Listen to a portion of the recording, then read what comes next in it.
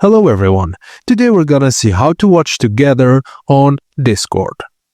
First thing, open Discord and navigate to the text channel where you want to start the activity of watching together. Click the attachment, which is a paperclip icon, in the message input box. From the context menu, click Start Activity. In the activities list that appears, select Watch Together.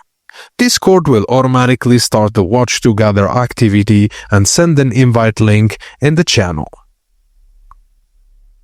Now click on any YouTube video to start watching. Everyone in the session will see the video actions in sync, pause, skip, fast forward, etc. Clicking on another video adds it to the queue, and the queue appears on the left side of the screen. Hover over a video in the queue to see the three-dot menu. Options include remove from queue or play next. Clicking the video in the queue will switch to it immediately. And that's it, guys. Thank you for watching, and please don't forget to like and subscribe for more.